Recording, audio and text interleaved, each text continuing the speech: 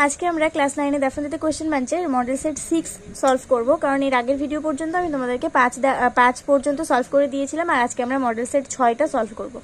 তো এখানে আমাদের প্রথমেই দেখো আমাদের এই শিফটেক্ট সেলর থেকে প্যাসেজ তুলে দেওয়া আছে, আর সেখান থেকে আমাদের কোশ্চেনও দিয়ে দেওয়া আছে, সেগুলো সলভ করতে হবে। তবে তার আগে অবশ্যই চ্যানেলটিকে সাবস্ক্রাইব করে পাশে থেকে বেল আইকন প্রেস করে দাও আর অল বাটনটা অন করে দিও, যাতে আমি ভিডিও আপলোড করার সাথে সাথে তোমাদের কাছে নোটিফিকেশন চলে যায়। তো এখানে দেখো ফার্স্টে আমাদের এমসিকিউ আছে। প্রথমে এখানে আছে Crusoe would lose the measure of time because he had, এটা হবে neither watch nor calendar. Crusoe saw some fair weather around 7th November. I recovered around 30th. The date refers to the month of June. The green stalks outside the fence were barley. The small bag of corn was meant for poultry feed. তারপরে শূন্যস্থান পূরণ আছে to measure the time Crusoe, এটার answer হিসেবে আমরা লিখবো cut with his knife upon a large post the date of his landing and he put a notch with his knife for every day. এটার মানে কি ছিল? এটার মানে ছিল যে ক্রুশো সময়ের হিসাব রাখতে কি করতেন। তিনি নিজের ছুরি দিয়ে একটা বড় খুঁটিতে তার ওই দ্বীপে আসার ডেটটাকে খোদাই করেছিলেন এবং প্রতিদিন তিনি একটা দিনের জন্য একটা করে দাগ কাটতেন। নেক্সট আছে যে to keep his provisions dry from the rain, Crusoe নিজের জিনিসপত্রকে বৃষ্টির হাত থেকে বাঁচাতে ক্রুশো কি করেছিলেন? মেড স্মল উড বক্সেস, ছোট ছোট কাঠের বাক্স বানিয়েছিলেন। তারপরে আছে র্যাটস হ্যাড ডেভার্ড, ইঁদুরেরা সাবার করেছিল। কি সাবার করেছিল? Corns meant for poultry feed, ওই ব্যাগের মধ্যে পোলট্রি জাত খাবার যেটা ছিল সেটাকে সাবার করে দিয়েছিল। তারপরে আমাদের আছে true false. Crusoe started to lose the measure of time after spending 10 or 12 days in the ship. এই জায়গাটা ভালো করে বুঝবে। এখানে লেখা আছে যে ক্রুশো ওই দ্বীপের 10-12 দিন কাটিয়ে ফেলার পরে সময়ের হিসাব ভুলতে শুরু করেছিলেন, কিন্তু অ্যাকচুয়ালি তিনি ভুলতে শুরু করেননি। এখানে আমরা প্যাসেজে পড়েছি যে তিনি 10-12 দিন পরে তার মনে হয়েছিল যে তিনি হয়তো সময়ের হিসাব ভুলে যেতে পারেন, এই কারণে তিনি আগে ভাগে ব্যবস্থা নিয়েছিলেন। তিনি একটা খুঁটিতে নিজের ল্যান্ডিংয়ের ডেটটা খোদাই করেছিলেন এবং প্রতিদিনের জন্য তিনি একটা করে দাগ কাটতেন। তার এটা মনে হয়েছিল যে তিনি হয়তো ভুলে যেতে পারেন, কিন্তু তিনি ভুলে যাননি। তাহলে এটা আমাদের ফলস হচ্ছে, ঠিক আছে। আর এর সাপোর্টিং স্টেটমেন্ট হিসেবে আমরা এইটাই লিখে দেবো যে after I had been on the island for 10 or 12 days it occurred to me that I would lose the measure of time. তারপরে কি আছে? Crusoe suffered from high fever in the month of June 1660। এটা true, সত্যি 1660 খ্রিস্টাব্দের June মাসের দিকে তিনি high ফিভারে ভুগছিলেন। তো এটা দেখো আমাদের দুটো সেন্টেন্স আছে, দুটো সেন্টেন্স তো আমরা সাপোর্টিং স্টেটমেন্টের ডিটেলসে লিখতে পারবো না, মানে অতটা জায়গা আমাদের ইংলিশের যে কোয়েশ্চেনটা দেওয়া থাকে, আমাদের তো ইংলিশ দলিল যে কাগজটা দেওয়া হয় সেটার মধ্যে পরীক্ষা দিতে হয়। তো সেটার মধ্যে যদি আমাদের ধরানোর জায়গা না থাকে আমাদেরকে এক্সট্রা পেজও নিতে হয়, কিন্তু এক্সট্রা পেজ না নিয়ে তোমরা কি করে ধরাবে? এই যে দেখো, by the June of 1660 I had gain security of food and shelter in this same month, ওই একই মাসে I developed a high fever and lay weak and thirsty. তো এই পর্যন্ত তো আমাদের সাপোর্টিং স্টেটমেন্টটা হিসেব মতন হওয়া উচিত, কিন্তু এতটা তোমরা কি করে ধরাবে? তোমরা এখান থেকে জাস্ট এরকম ভাবে লিখবে বাই দ্য জুন অফ 1660 দিয়ে ডট ডট ডট ডট দিয়ে যাবে, দিয়ে তারপর এখান থেকে শুরু করবে in this same month I developed a high fever and lay weak and thirsty দিয়ে ফুল স্টপ দেবে। মানে এইটুকু উল্লেখ করে শুধু ডট ডট ডট ডট দিয়ে এই লাইনটা উল্লেখ করে দিলেই তোমাদের মানে এক্সামিনার বুঝে যাবেন যে এই দুটো লাইনই তুমি উল্লেখ করেছো, আর সুন্দরভাবে তোমার সাপোর্টিং স্টেটমেন্টটাও চলে আসবে। তারপর আমাদের থার্ড শিপ থেকে এখানে কোয়েশ্চেন দিয়ে দেওয়া আছে, এখানে প্যাসেজ তুলে দেওয়াই ছিল। তো এখানে দেখো প্রথমে আছে দ্য সি ইজ, এটা হবে প্রাউড অ্যান্ড আনফ্রুটফুল, দুটোই। তাহলে আমাদের এখানে বোথ এ অ্যান্ড বি দুটো অপশনই হবে। The ship rigged for a long journey is the third ship. Number of ships return to the starting point is 2। কতগুলো জাহাজ ফিরে এসেছিল? দুটো জাহাজ ফিরে এসেছিল। The word unforgiving means merciless. Unforgiving মানে হচ্ছে ক্ষমা করে না এরকম, আর মার্সিলেস মানেও ক্ষমা করে না, তাই জন্য এটার মানে এটাই হবে। তারপরে কোয়েশ্চেন আছে what idea of the sea do you get from the above except. এই উপরে যে প্যাসেজটা দেওয়া হয়েছে সেখান থেকে তুমি সমুদ্র সম্পর্কে কি ধরনের ধারণা পাচ্ছ? তো এখানে আমরা আনসার হিসেবে লিখবো in the poem the North Ship written by Philip Larkin. Philip লার্কিনের লেখা দ্য নর্থ শিপ কবিতাতে the sea was arrogantly unfriendly to the third ship. ওই সমুদ্রটা খুবই উগ্রভাবে অবন্ধুত্বপূর্ণ আচরণ করছিল ওই তৃতীয় জাহাজটার সাথে। অ্যাজ এ রেজাল্ট ফলস্বরূপ ইট ওয়াজ প্রাউড, সেই জন্য এটা ছিল গর্বিত, যেহেতু সে অবন্ধুর মতন আচরণ করছিল, সে বন্ধুর মতন আচরণ করছিল না। It had no bearing on the ship's ability to reach its objective. তার কিন্তু ওই বাতাসটার কিন্তু কোনো সমুদ্রের কিন্তু কোনো মানে নীতিই ছিল না, সমুদ্রের মধ্যে কোনো এরকম কোনো ইন্টেনশনই ছিল না যে সে ওই থার্ড শিপটাকে সেল করতে দেবে নিজের মধ্যে। তো ওই সমুদ্র মনে হচ্ছে যেন আগে থেকেই ভেবে নিয়েছে যে ওই থার্ড শিপকেও নিজের গন্তব্যে পৌঁছতেই দেবে না, সেই জন্য as a result it was deemed unfruitful, সেই জন্য সেটা ছিল নিষ্ফল সমুদ্র, যেটা আগে থেকেই ঠিক করে রেখে দিয়েছে যে জাহাজটাকে সে গন্তব্যে পৌঁছতে দেবে না। তো এই হচ্ছে পুরো আনসারটা। সেকেন্ড কোয়েশ্চেন আছে why does one of the ships return unhappy, কেন অন্য দুটো জাহাজ আনহ্যাপিলি ফিরে এসেছিল, অসুখীভাবে ফিরে এসেছিল। তো এটাকে আমরা লিখব হেয়ার ইন দ্য কোয়েশ্চেন, এই প্রশ্নে unhappy ship is refer to the second ship, অসুখী জাহাজ বলতে এখানে সেকেন্ড শিপকে বোঝানো হয়েছে। Because in the poem the North Ship written by Philip Larkin, কারণ ফিলিপ লার্কিনের লেখা দ্য নর্থ শিপ কবিতাতে the second ship sailed over the quaking sea, ওই দ্বিতীয় জাহাজ কিন্তু ছুটন্ত সমুদ্রের ওপর দিয়ে যাত্রা করছিল। The wind hunted it like a beast to anchor in captivity, তখন বাতাস তাকে পুরো একদম পশুর মতন শিকার করে নেয় এবং তাকে বন্দিদশাতে নোঙর ফেলতে বাধ্য করে। So the second sheep return unhappy, তাই জন্য সেকেন্ড শিপ অসুখী অবস্থায় ফিরে এসেছিল। এখানে একটা তোমার গ্যাস লিকের সম্পর্কে আনসিন দেওয়া আছে, আনসিনটা অত্যন্ত মানে কঠিন আনসিন, যে স্কুলে এটা দেওয়া হয়েছে সেই স্কুলের ছাত্রছাত্রীরা কি করেছে আমি তো সেটাই বুঝতে পারিনি, আমি নিজেই আনসিনের আনসারগুলো খুঁজতে গিয়ে হিমশিম খেয়ে গেছি। তো যাই হোক, এই আনসিনের আনসারগুলো আলটিমেটলি আমি খুঁজে পেয়েছি এবং তোমাদেরকে এখন আমি সেগুলো দেখাতে চলেছি। তো দেখো আনসিনের ওইখানটাতে মানে পড়ে আমি সময় নষ্ট করছি না, এখানে জাস্ট কিছু কিছু আমি যেখান থেকে আন্ডারলাইন করে রেখেছি আমি ওইগুলো থেকে আনসার কালেক্ট করেছি, সেগুলো আমি তোমাদেরকে দেখিয়ে দেবো। এখানে তোমরা একটা জিনিস দেখে নাও, এখানে তোমাদেরকে বেশ কিছু ইনফরমেশন আগে থেকে জেনে রাখতে হবে, নইলে তোমার এমসিকিউ এর সময় আমি যেগুলো বলবো বুঝতে পারবে না। এখানে দেখো একটা জিনিস ভালো করে দেখে নাও যে এখানে গ্যাস লিকের যে ব্যাপারটা আছে সেটা মূলত হয়েছিল স্টিরিনের জন্য, ঠিক আছে, স্টিরিন নামক এই বাষ্পের জন্য তোমার গ্যাস লিকটা হয়েছিল। আর এই গ্যাস লিকের কারণে মোট মারা গেছেন 11 জন মানুষ, আর এই আহত মানুষ যারা হসপিটালাইজড ছিল তাদের জন্য 1 লাখ টাকা বরাদ্দ করা হয়েছিল। ঘটনাটা ঘটেছিল রাত 2:15 সময়, এখানে দেখো 2:15 AM আছে, 2:15 সময় ঘটেছিল। আর যে গ্যাস লিকটা হয়েছে সেটা কোরিয়াতে অবস্থিত, ঠিক আছে, কোরিয়াতে অবস্থিত, কোরিয়া দেশে। আর একটা জিনিস দেখো এখানে লেখা আছে কোস্টাল সিটি অফ বিশাখাপত্তনম। তো বিশাখাপত্তনম কোস্টাল সিটি মানে বুঝতে পারছো, কোস্টাল সিটি মানে হচ্ছে উপকূল জায়গা যেটা সমুদ্রের ধারে অবস্থিত হয়। তো বিশাখাপত্তনম একটা সমুদ্রের ধারে অবস্থিত সিটি। আর এলজি পলিমার বলে একটা কোম্পানি আছে, সে নিজেকে আবার ঠিকঠাক করে খোলার চিন্তাভাবনা নিয়েছিল। দেখো রিকমিশনিং কথাটা এখানে লেখা আছে, সে নিজেকে রিওপেন করার চিন্তাভাবনা নিয়েছিল লকডাউনের পরে। আর এই যে গ্যাস লিকটা হয়েছে সেটা কিন্তু একদম ভোরের সময়কার একদম ছোট্ট একটা ঘন্টার মধ্যে হয়েছে, উই আওয়ার্স মানে ছোট্ট একটা সময়ের মধ্যে হয়েছে, একদম বড় বা যখন মানুষ জেগে থাকে ছুটোছুটি করে বেড়ায় সেই সময়টাতে কিন্তু হয়নি, একদম উই আওয়ার্সে ঘটেছে। তো এবার আমরা চলে আসবো এমসিকিউ এসে। তো the name of gas responsible for the mishap is styrene. আমি তোমাদেরকে প্রথমেই বললাম যে স্টিরিনের জন্য গ্যাস লিকটা হয়েছে। Number of people died due to inhaling of the gas is 11। কতজন মানুষ মারা গিয়েছিল? 11 জন। The compensation of hospitalized for 2 days is RS 1 lakh। Hospitalized মানুষদের জন্য 1 লাখ টাকা বরাদ্দ করা হয়েছিল। The time when the mishap occurred was 2:15 AM, 2:15 সময়, ভোর 2:15 সময়, রাত 2:15 সময় হয়েছিল। LG polymer plant is situated at Korea. আমি আগেই বললাম যে এটা কোরিয়া দেশে অবস্থিত, তাহলে এটা কোরিয়া হবে। তারপরে ট্রু ফলস আছে, the city of Visakhapatnam is situated by the side of the sea. Visakhapatnam সিটিটা সমুদ্রের ধারে অবস্থিত, এটা তো ট্রু। আমি তোমাদেরকে প্রথমেই বললাম যে কোস্টাল সিটি লেখা আছে মানে বিশাখাপত্তনম সমুদ্রের ধারেই অবস্থিত। তাহলে সাপোর্টিং স্টেটমেন্ট আমি তোমাদেরকে পরে দেখাচ্ছি। LG polymer was preparing for reopening, এটা ট্রু, কারণ এলজি পলিমার আমি তোমাদেরকে বললাম যে এলজি পলিমার একটা কোম্পানি যেটা লকডাউনের পরে নিজেদেরকে নতুন করে খোলার চিন্তা ভাবনায় ছিল। তাহলে LG polymer was preparing for reopening, এটা ট্রু হবে। The leakage of the gas took place in the rush hours of the day.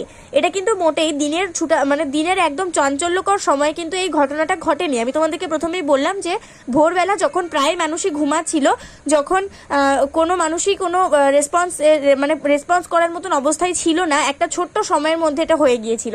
তাহলে এটা হচ্ছে ফলস। এবার চলো সাপোর্টিং স্টেটমেন্টগুলো দেখে আসি।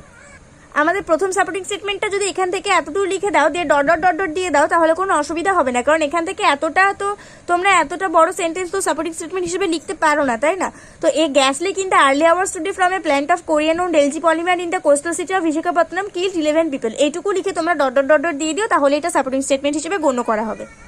এটা ছিল আমাদের প্রথম কোয়েশ্চেনের সাপোর্টিং স্টেটমেন্ট। দ্বিতীয় যেটা ছিল, এলজি পলিমার নিজেদেরকে রিওপেনিং করার চিন্তা ভাবনায় নিয়েছিল।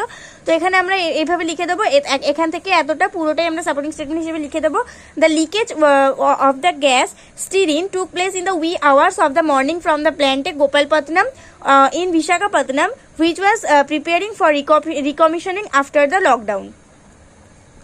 আর তারপরেটাও হচ্ছে এখান থেকে এতটাই দিয়ে দিতে পারো, মানে ওই একই সাপোর্টিং স্টেটমেন্ট তোমাদেরকে আরেকবার দিতে হবে। The leakage of the gas styrene took place in the wee hours of the morning from the plant of a Gopalpatnam in Visakhapatnam which was preparing for recommissioning after the lockdown. মানে 2 নম্বর আর 3 নম্বর কোয়েশ্চেনের supporting statement এই একই হবে, আর 1 নম্বরের supporting statement এখান থেকে এতটা লিখে dot dot dot dot দিয়ে দিতে হবে। তারপর আমরা কোয়েশ্চেনগুলো করে নেব। হোয়েন ডিড এলজি চিম make a commitment to itself? LG চিম কমিটমেন্ট কখন করেছিল, নিজের প্রতি এলজি চিম কমিটমেন্ট কখন করেছিল? তো যখন গ্যাস লিকটা হয়েছিল তখনই কিন্তু এলজি চিম নিজের প্রতি কমিটমেন্ট করেছিল। এখানে দেখো লেখা আছে কথাটা, যে যখন একটা গ্যাস লিক ঘটলো তখন এলজি চিম নিজের প্রতি কমিটমেন্ট করলো যে সে একটা নিউ ভার্সন খুলবে সায়েন্স টু লাইফ নিয়ে। তাহলে এখানে আমরা লিখবো, when a gas leak in the early hours from a plant of Korean owned LG Polymer in the coastal city of Visakhapatnam, LG Chim এখানে হবে গ্যাস লিক টুক প্লেস, কথাটা হবে, ঠিক আছে? আমি এখানে লিখতে ভুলে গেছিলাম, এখন লিখে দিলাম। when a gas leak took place in the early hours from a plant of Korean owned LG Polymer in the coastal city of Visakhapatnam, LG Chim committed itself in Seoul to new version linking science to life. তারপরে question কি আছে, what were the effects of the spreading of the toxic fumes? এই toxic fumes ছড়িয়ে পড়ার খারাপ প্রভাবটা কি হচ্ছিল? তো এখানে দেখো আমাদের লেখায় আছে যে as the toxic fumes spread 100 people in the radius of 3 kilometer ran outdoors. তো এইটুকু আমাদের আনসার, আর এটাকে আমরা সাজিয়ে গুছিয়ে লিখলে কিরকম ভাবে লিখবো?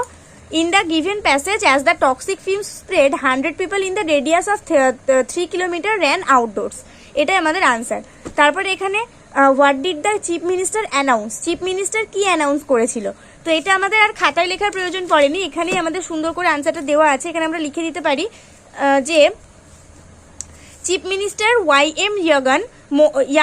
YM Jaganmohan Reddy who visited those hospitalize, sorry আমি যতটুকু আমি রেড কালারের পেন দিয়ে আন্ডারলাইন করেছি ঠিক ততটুকুই আনসার, যেটুকু আমি আন্ডারলাইন করিনি সেটা কিন্তু আনসার নয়, ঠিক আছে? আমি ভালো করে লক্ষ্য করো আমি কি পড়ছি।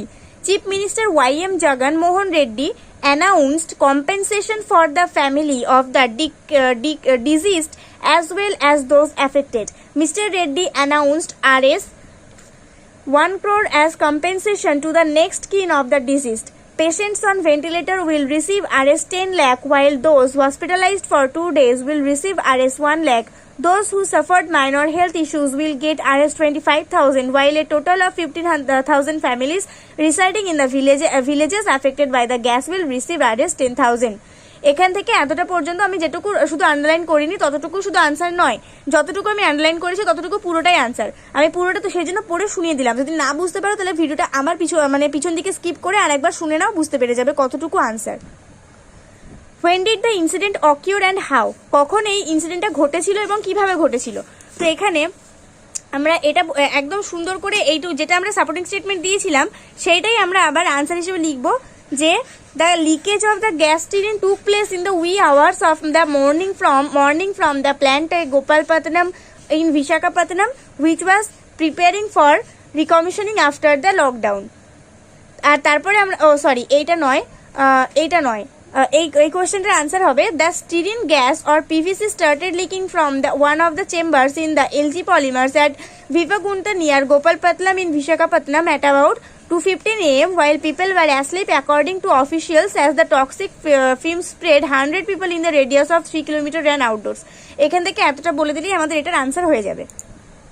তারপর আছে এভরি পার্টিকেল অফ ম্যাটার, এখানে আমাদের ফিল ইন দ্য ব্ল্যাঙ্কস করতে হবে। এভরি পার্টিকেল অফ ম্যাটার, এখানে অ্যাট্রাক্ট ছিল তো এটা অ্যাট্রাক্টেড হবে, এখানে অর পুল আছে তো পুলড হবে। এভরি আদার পার্টিকেল দ্যাট, এখানে বি ভার্ব দিতে বলেছে একটা, তাহলে এটা ইজ হবে।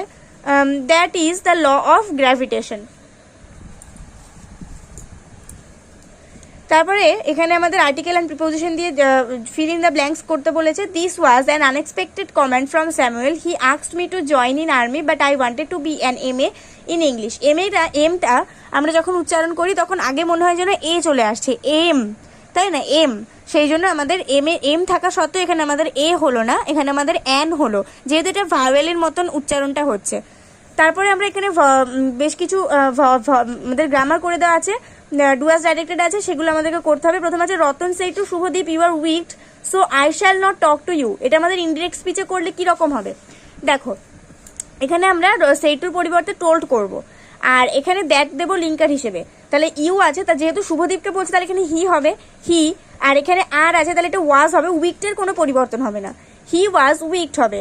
অ্যান্ড যেহেতু দুটো সেন্টেন্স আছে তো আমাদেরকে এখানে একটা অ্যান্ড নিয়ে আসতে হবে। অ্যান্ড সো এখানে আয়ের পরিবর্তে, আয়ের জায়গায় তো রতন হওয়া উচিত, কিন্তু আয়ের পরিবর্তে আমরা কি দেবো, দ্য ল্যাটার দেবো, কারণ দুটো হি যদি আমরা পাশাপাশি দিই তাহলে সেটা শুনতে ভালো লাগবে না। দ্য ল্যাটার, শ্যালের পরিবর্তে উইল হবে, আর উইল যেহেতু আমাদের এটা প্রেজেন্ট টেন্স নয় তাহলে পাস্ট টেন্সে উড হবে। He would not talk to, এবার আমরা এটাতে হিম করতে পারি, কারণ আমরা তো শুভদীপকে প্রথম থেকেই হি বলছি, তাহলে আমরা এটাকে হিম করতে পারি। তাহলে আমাদের আলটিমেট আনসার কি দাঁড়াবে, Ratan told Shubhadeep that he was wicked and so the latter would not talk to him. তারপরে কি আছে, it's better to serve than to beg. এটা আমাদের পজিটিভ ডিগ্রিতে করলে কি হবে, এটা সেন্টেন্সটাকে পুরোটা ঘুরিয়ে দিতে হবে এবং সার্ভটাকে আমাদেরকে বড় করে দেখাতে হবে। তো এখানে আমরা জাস্ট এইভাবে লিখে দেবো, beg is not good than serve. সার্ভটা ভিক্ষা করার থেকে পরিবেশন করাটাই ভালো।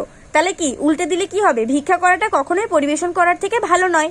তারপরে আমাদের কি আছে, he gives away everything for the poor, সে সবকিছুই গরিবদের জন্য বিলিয়ে দেয়। এটা ভয়েস চেঞ্জ করলে এভরিথিংটা আমাদের সাবজেক্ট হয়ে যাবে, তাহলে এভরিথিং, আর এখানে যেহেতু আমাদের এটা প্রেজেন্ট টেন্সে আছে তাহলে অক্সিলারি হিসেবে ইজ আসবে, তাই তো। তাহলে এভরিথিং ইজ গিভস এর পাস্ট পার্টিসিপল ফর্ম হচ্ছে গিভেন, তাহলে given away, everything is given away for the poor by him. এটা হচ্ছে আমাদের answer, everything is given away for the poor by him. তাহলে এখানে আমাদের গ্রামার হয়ে গেল। এবার আমরা ফ্রেজাল ভার্বস করব। অ্যাফেক্টস আছে, তো অ্যাফেক্টেড ফ্রেজাল ভার্ব তো সবাই জানি যে টেল আপন, তো এখানে যেহেতু অ্যাফেক্টের সাথে এস যোগ আছে তাহলে টেলের সাথে এস যোগ হবে, টেলস আপন হবে। স্টপের ফ্রেজাল ভার্বস হচ্ছে ব্রেক ডাউন, তো স্টপের যেহেতু এখানে ইডি যোগ আছে তাহলে আমাদের ব্রেকটা ব্রোক হবে, তাহলে ব্রোক ডাউন হয়ে গেল এটা। আর তারপরে এখানে আমাদের আছে ট্রেডস মানে ব্যবসা করা, আর ট্রেডের ফ্রেজাল ভার্ব যেটা ডিল ইন, কিন্তু যেহেতু ট্রেডের সাথে এস যোগ আছে তাই ডিলস ইন হবে, ডিলের সাথেও এস যোগ হবে। এরপর ভোকাবুলারি, তো প্রথমে আছে ভেরি স্মল অর টিনি, তো এটা উই হবে, উই মানে হচ্ছে খুব ছোট, আর যেটা আমাদের ওখানে আমি তোমাদেরকে দেখালাম যে ওটা উই আওয়ার্সে ঘটেছিল, ওই জায়গাটাতে উই কথাটা আছে। Bring or recall to the conscious mind, এটা হচ্ছে ইভোকিং, কোনো কিছু একটা মানে মনের একটা বিশাল নিশ্চিত রূপের কিছু একটা মনে করা। তো এই ইভোকিং কথাটা কোথায় আছে অ্যান্সেনের মধ্যে সেটা দেখে নাও, এ দেখো এখানে আছে ইভোকিং। তারপরে এখানে আমাদের আছে যে the state or feeling annoyed, impatient আর স্লাইটলি অ্যাংরি, একটা অবস্থা যেখানে তুমি চিন্তা করছো আবার অধৈর্য হয়ে পড়ছো আবার কিছুক্ষণ রেগে যাচ্ছ, তো এটা হচ্ছে আনকনসিয়াস। বলেন না যে আমার খুব আনকনসিয়াস ফিলিং হচ্ছে, খুব ইরিটেটিং ফিলিং হচ্ছে, তো এটার মানে হচ্ছে এটাই, তোমার খুব চিন্তা হচ্ছে কোনো বিষয়ে, আবার তুমি খুব অধৈর্য হয়ে পড়ছো, আবার কখনো বা রেগে যাচ্ছ, এটা হচ্ছে ইরিটেটিং বা আনকনসিয়াস। আর এই আনকনসিয়াস কথাটা কোথায় আছে, এখানে দেখো, এই যে এইখানে আছে আনকনসিয়াস।